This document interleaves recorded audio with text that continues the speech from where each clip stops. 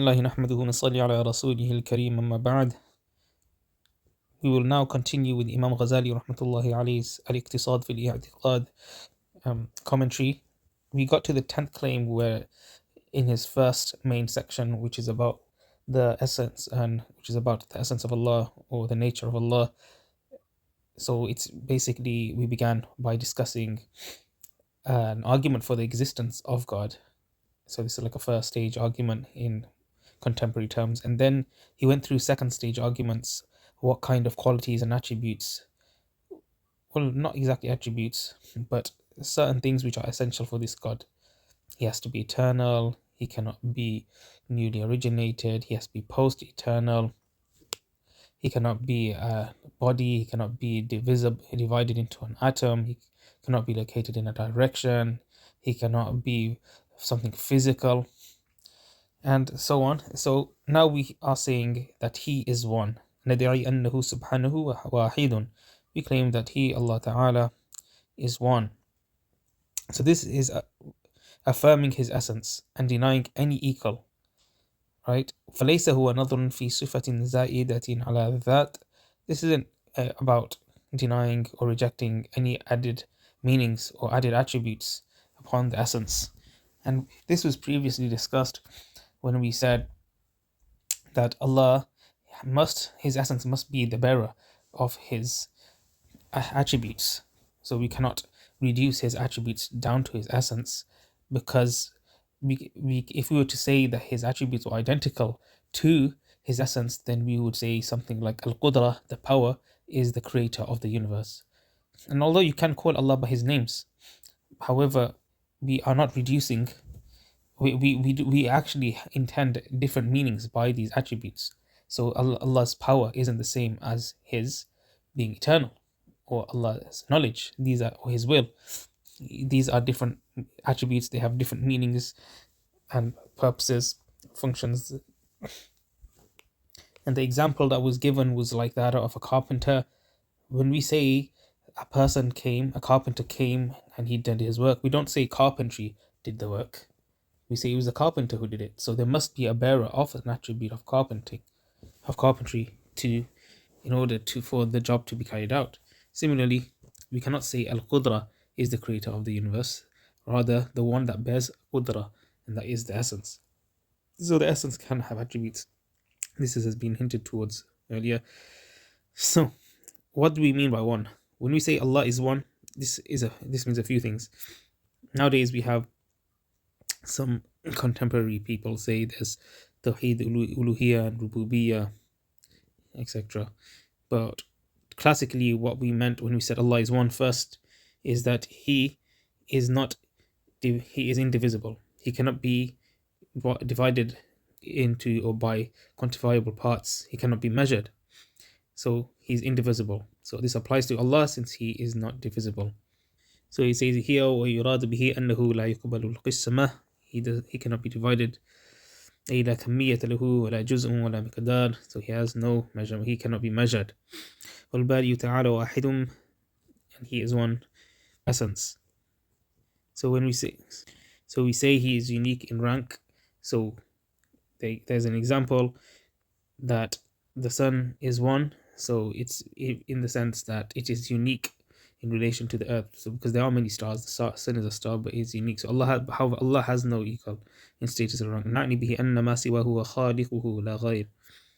So Allah is the only one that created everything, and there is no other creator. So Allah, he has no opposites as well, because an opposite requires a shared subject. What we mean by opposite is quite clear by language, but here when we break it down, it basically means that there's one thing and its relationship with its opposite, you could say, is such that they cannot both be present and existent in one situation at the same time. So you cannot have night and day in the same place at the same time, nor can you have white and black in the same place at the same time. Here mahal, it means place, but it's really just meaning in the terms of a subject. In one subject you cannot have both of these things together, so they alternate with one another. So they cannot ولا تجامعوا, they cannot be together. So وما لا محل له فلا ضد له, and whatever doesn't have like a spatial location or a substrate, So it doesn't inhere in anything else. So it has no kind of subject which it inheres within. Then it can't have any opposite, because there's nothing competing with Allah for his position. He's always his presence is always there. It cannot be competed with anything else. وَالْبَارِئُ سُبْحَانَهُ لَا مَحَلَّ لَهُ فَلَا ضِدَّ لَهُ. When we say Allah, he has no equal, this means everything else is his creation. If there were a partner, then it must be equal in every way. And this is impossible, because how would you be able to distinguish between this partner of his and himself if they were the same in every sense? They would either have to be superior, one would have to be superior, and if one is superior, then that one would be considered God and not the other, or one would have to be inferior, and the inferior one would not be God at all. So this is similar to the son's relationship to the father in Christianity, where the son is subordinate to the father and he cannot do anything without the father's will, which clearly shows that the father is superior. So the father would in that theology, the father would actually be God, using this reasoning, because there's nothing equal to the father. The son is not even equal to the father. So and then this is quite an interesting discussion now. Two truly identical beings, when they are identical completely in their essence and attributes, you cannot distinguish between them. All right, then how can they be two? Right? If they are two identical beings, there's nothing to distinguish between them, then they are one. So they aren't really two. What metric are you using to distinguish between them? And this is especially important when we consider a being which isn't spatial or temporal, and so we're saying this being is eternal. How can this eternal being be two? Right? It leads this, if something is without space or without time, and it has the exact same attributes as another thing, then this necessarily leads to oneness. And Imam Ghazali is arguing that two things which are equal in all other respects must be at least spatially or temporarily separate. Otherwise, there's no distinguishing feature. Like if there are two black things, they're completely the same type of black. The only reason that you would know that they're separate is because they're different in different places or times. And Allah is outside of time and space. So how can you distinguish between several of them if they are the same in all other respects? And this is a type of counting which is known as counting by division. It's only something which is required. Imam Ghazali is showing here, is expressing here that it's required when it's impossible to distinguish between two things. However, under normal circumstances, this isn't the way that one would count. Otherwise, there would be no reason to make this kind of argumentation. And some Christians today, they say that they can solve the logical problem of the Trinity by saying that they are counting by division and they aren't counting in the normal means. But that doesn't work for them, because there are clear differences between the three persons of the Trinity. Anyways, claiming a partner who is superior makes the first being not God, as God means the highest being. So there are no two equally perfect beings can exist without distinction. So multiplicity is impossible. So and then we'll discuss the refutation of the dual creator theory. So then he refutes that there can be dual creators. So someone might have a theory that there are two creators. There are some religions like that, where there's an yin and a yang, or there was this kind of good and evil, and they both created their own things. So some might claim that there are multiple creators, not just dual, one for heaven, one for the earth, one for good, one for evil. But such views redefine Allah merely, or God merely, as creator, not necessarily the supreme being. So the supreme being as like a foundation of reality. So a rational proof is needed to show now the impossibility of multiple creators, and a mere linguistic argument isn't enough. So the claim being addressed is the impossibility of multiple creators. So what we say, so we actually have a modest claim. We are saying that there's one creator. Using our reason, we can look at the trace, we can look at the causal chain, and we can go back to one cause that is not which is without beginning, and which is eternal. So and I have actually had this discussion with some Hindus, and they do really redefine the word God when they call these creaturely things gods. So they are saying they redefine God as merely a creator, not necessarily the supreme being. So because they're making a claim now that there's more than one God, they need to, the burden of proof is upon them. So they need to show us why there can be more than one God. But we are gonna, Imam Ghazali also uses reason to show why it's impossible for there to be more than one God. So there's two main scenarios that are proposed by the opponents. One is that creation has been divided and there's two creators. So it's either the case that one of the creators, he was the one that created some bodies and or some accidents, right? And another God created other bodies and accidents. Then there's another claim which someone could say that there's one God that created all the substances, and there's another God that created all the accidents. So now he boils it down into two cases. So it's like another process of elimination. There can only be two other options. Either there's two or more gods, and some of them created either some bodies and accidents, and another created some other bodies and accidents, or one created all substances by himself, and another created all accidents by themselves. How do you refute the first scenario? So if both creators are equally capable, so both of the creators have the same capacity to create, and there's no distinction within them. So there's no difference between them. They're both creators, and this leads to a shared creation, and it's impossible which is impossible to distinguish. Like they have identical powers. So we are saying that there's multiple creators. All of them have the exact same powers. There's no way to distinguish between them, and they both share creation. So if one is incapable of creating what the other can, this contradicts the nature of substances and power. Since similar things, like different bodies, they require equal capacity. So there's this thing in philosophy where we say that if something has the same essence, then it should be able to do the same thing as another essence which is identical to it. So if these creators both share the exact same power, actually, then they should be able to create the same thing. So why are they creating different things, right? So this contradicts the nature of substances and powers, since similar things require equal capacity. So eternal power should cover all possible created things, not be limited to a portion. So why is it that one of these creators is limited to creating a specific creation, whereas another is limited to creating another specific creation, like substances and accidents? Why isn't it that what they created, what the other created? Why is it that they had to have chosen those specific ones? And that kind of shows a limitation there. And because there's a limitation, there's something which caused that limitation, you could argue. And then you could further argue that because there's another cause beyond them, they are not the first causes. And so the crux of the argument is eternal power should cover all possible creative things. It shouldn't be limited to a portion, because there's no way to distinguish how. You need a similarity breaker, and there's no similarity breaker between the two gods. So what's distinguishing between them really? So if they both both have the same powers, and they're both creating things, why are you calling it two gods? Why aren't you saying that's one god, really? Then the refutation of the second scenario, where one god was responsible for creating accidents and one substances. So here substances and accidents are interdependent though. So this is a refutation. Substances, like bodies, and accidents is like their properties, they depend on each other, they're interdependent. So you can't have a body existing without some features, and you can't have features existing without a body to inhere in. So each creator would then, that means, depend on the other's cooperation, making their acts contingent on one another.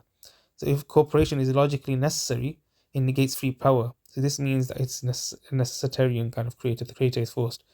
If it's not necessary, then creation can fail, and this undermines omnipotence. So if we are saying that they must cooperate with one another, that means that they do not have free will, and that negates their power. So it's really one power working together. It's two things working as one power in unity. But if it's not necessary for them to cooperate, then there might arise a situation where one creator wants to create a certain type of body, but the other one doesn't want to create an accident for that body. Then in that case, the creation wouldn't even come to being. And then there's other people that claim there's dual creators for good and evil. So here Imam Ghazali kind of discusses his view on morality. He touches more on this later, but he says good and evil are not inherent in things, but they're based on context and outcomes. So for example, burning a person can be good or evil depending on their beliefs. So some people, they might believe it's good to burn something, good to burn a person. Like, Hindus, they burn their deceased, right? Whereas other people might think it's not. Similar, it's like using a knife. It could be used to put butter on a spread, or it could be used to cause harm.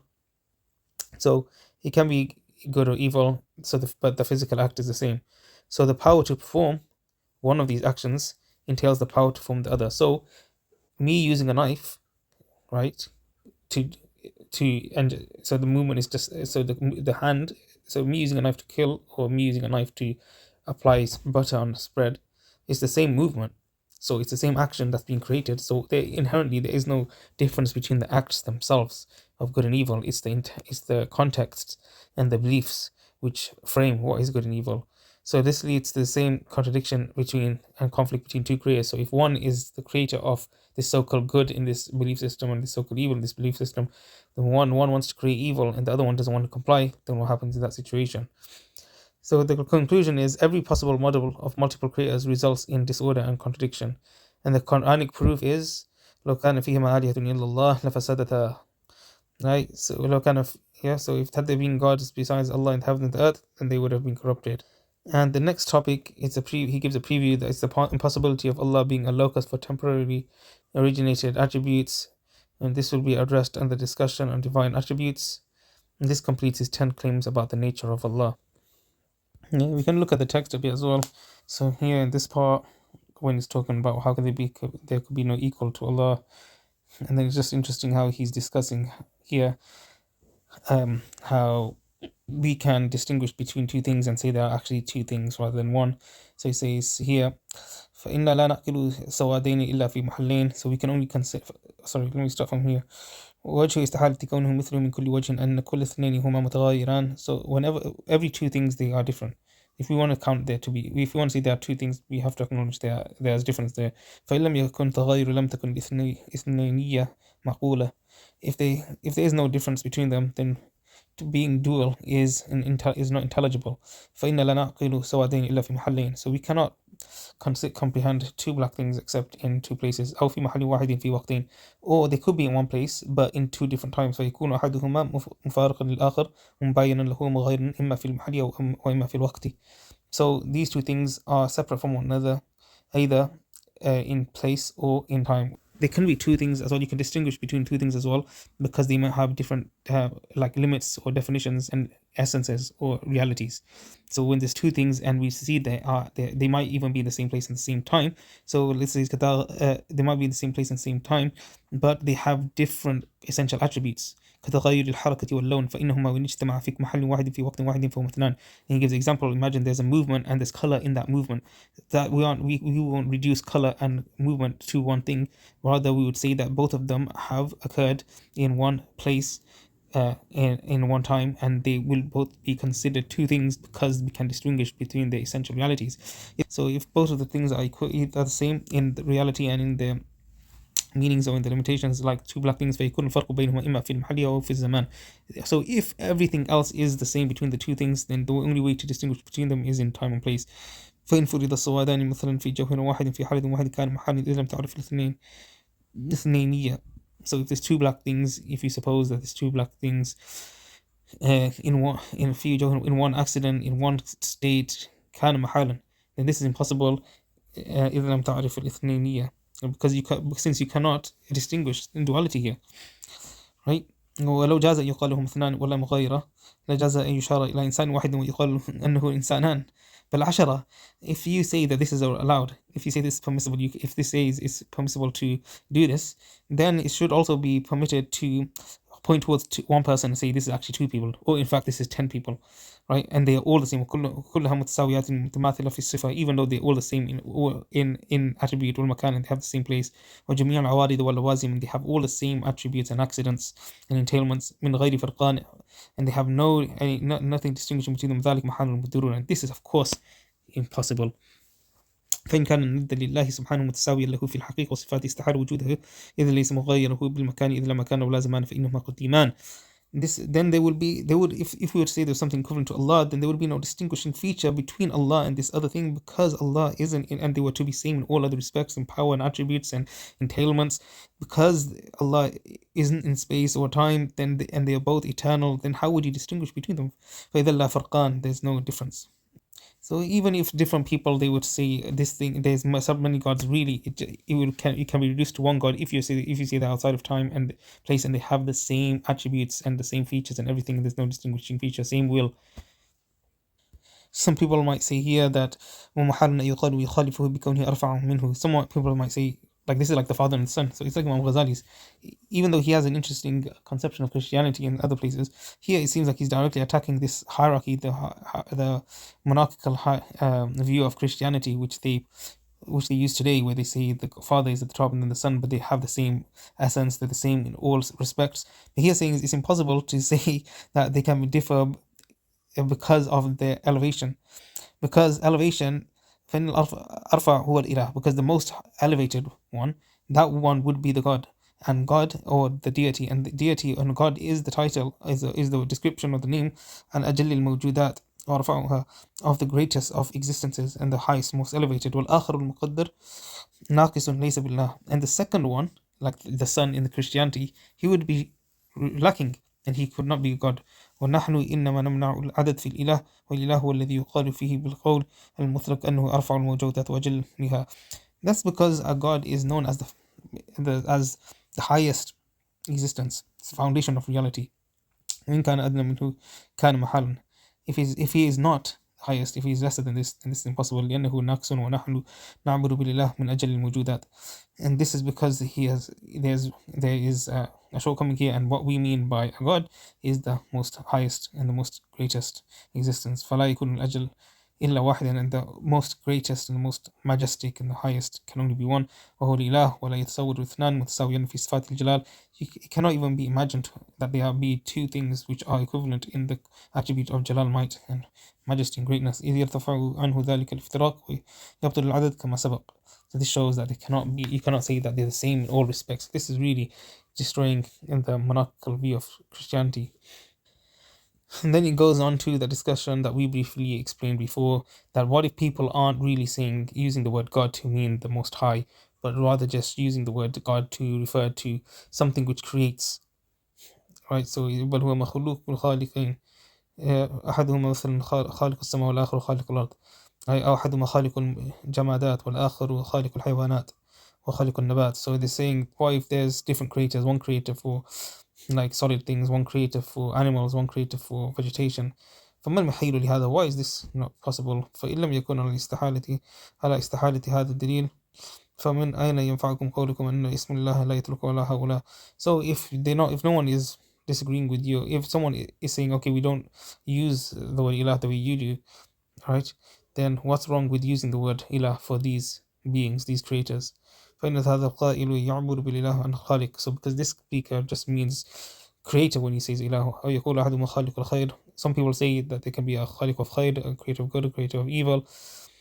أحد خالق الجواهر والآخر خالق الأعراض فلا بد من دليل على استحالة ذلك. So because there are people that make this claim against his definition of God, and they might say, okay, we use God in a different way, he says we have to now establish proof against this, and that's the one that we said before. And so remember before we said he divided this into two types, and one of them was that he said that it's either there's multiple gods and they all have the ability to create accidents and bodies. So he says it's not correct to, this is a better way of speaking of them, instead of saying one is the creator of the sky and one is creator of the earth, because then one must ask, because it begs the question really, why can't the one who created the heaven also create the earth, or vice versa? This shows that really they have the same powers and abilities. Otherwise you're saying there's some shortcoming there, because all it is really just a body. Because in this theology we say that atoms really are the same in essence to one another. There's nothing distinguishing them from one another, unless you can tell us why. You could, because you'd be special pleading to say actually the atoms in the earth are somehow different to the atoms in the sky in their essence. You have to provide us with an explanation for that. Otherwise we have no reason to say that atoms are different from one another. For us they are the same. So the one that can create atoms to create the sky, then why can't he create the atoms to create the earth? And so rather than distinguishing between the multiple gods by saying one is the creator of this type of creation, another is this type of creation, we would just say it's better just to reduce it to saying that he created some bodies and accidents and the other one created some other bodies and accidents. But yeah, outside of that, this was around page 50, 51, 52 in this copy of الاقتصاد في الاعتقاد. And the next discussion is very interesting, and inshallah we'll get around to discussing that next time. وآخر دعوانا الحمد لله رب العالمين.